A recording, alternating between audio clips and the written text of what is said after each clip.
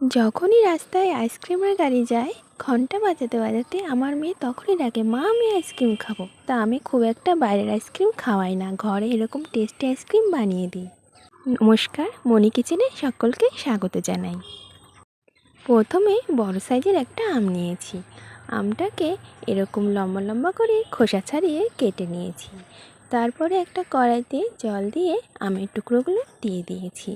তারপরে দিয়ে দিলাম চিনি, 150 গ্রাম চিনি দিয়েছি। এবার অনবরত নেড়ে নেড়ে আমটা সেদ্ধ করে নেব।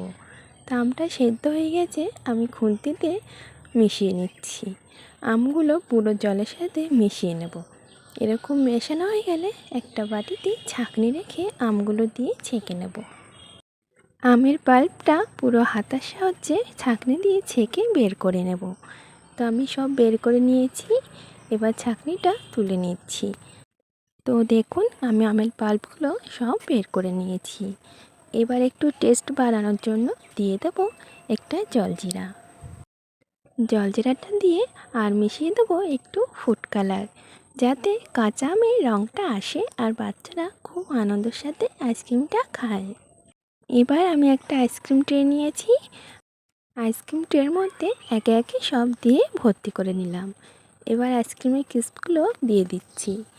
দিয়ে আমি এটাকে সারা রাত ফ্রিজে রেখে দেবো। সারা রাত রেখে দিলে সুন্দরভাবে জমে যাবে। আমি সারা রাত ফ্রিজে রেখে নিয়ে চলে এসেছি পরের দিন। তো দেখুন বন্ধুরা, কত সুন্দর লাগছে কাঁচা আমের আইসক্রিম। এরকমভাবে বাড়িতে বাচ্চাদের বানিয়ে দিন। এখানেই শেষ করছি ভিডিওটি দেখার জন্য অনেক ধন্যবাদ। ভিডিওটি ভালো লাগলে চ্যানেলটি সাবস্ক্রাইব করে আমার পাশে থাকবেন। দেখা হচ্ছে নতুন একটি ভিডিওর সাথে।